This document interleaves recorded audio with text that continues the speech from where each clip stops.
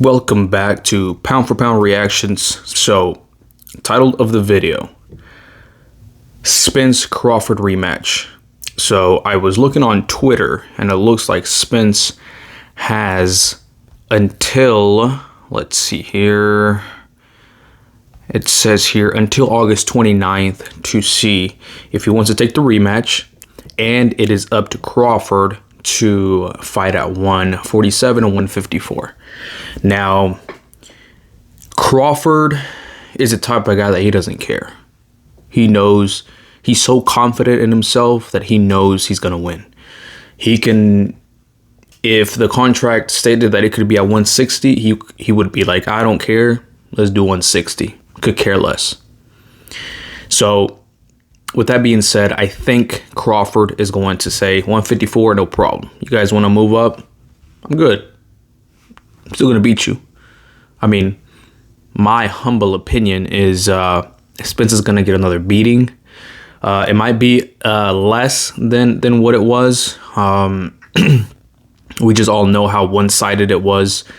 And I'm not really interested on the rematch as much as I was before the fight, because before the fight we all thought it was going to be a 50-50 fight, back and forth action, Crawford dropping Spence dropping Crawford, and this could have potentially been a trilogy and things like that, but it was a one-sided fight. Crawford just dominated Spence in every single way, and 154 is not going to be any different. He might be a little stronger, might doesn't have to cut down to 147, but it's going to be the same. In my humble opinion, it's going to be the same. There's nothing that Errol Spence can do better than Crawford. Crawford might be a little stronger at 154, but is up to Spence, and it's up to Crawford for the rematch. I suggest Spence take a bout at 154 just to fill himself out, just to gain a little bit of confidence again. And I feel like Crawford should either have a debut at 154, or if he wants to stay at 147, he should probably fight Boots, but who knows? I think he beats everybody at 147. I don't think anybody is a match for him at 147, but only time will tell. Crawford is pound for pound number one right now in my eyes. Now let's move over to Ryan. It looks like Ryan has been on social media for a long time. Obviously, I mean, his following on social media is crazy. It's bananas. I mean, Instagram, Twitter, TikTok, he's everywhere. But it looks like he met with Floyd Mayweather, one of the greats, defensive wizard, and I don't know if they were training. I don't know if they were just chit-chatting. I don't know. I don't know what's going on. But if indeed Ryan is taking some tips from Floyd Mayweather, I suggest he work on those tips, because he has a lot of people. He's had a lot of people in his corner in the past few years, and Ryan might be the type of guy that no matter what trainer you bring him, he is always going to do what he wants. And switching trainers all the time can be good, but can be really, really bad, because now you're just confused on what you want to do in the ring. There's just so many things in your head. Listen, Ryan just needs to stay off of social media, really, really get down on his training with Derrick James, and make a huge comeback. I think he can. He has the skills and the speed and everything. He just has to adjust a lot of things. Like, he can't be fighting tall. He can't be rushing in. He has to learn how to have patience.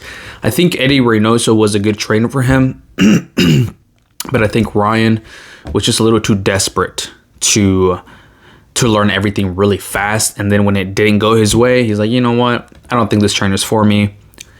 It is what it is. I think he should just, concentrate on becoming better, the fundamentals, and staying low. He fights really high. He fights really tall, and that's just not, it's not working for him. But let me know what you guys think, if he should be, joining other trainers, or stay on social media, all of that. Just leave in the comment section below.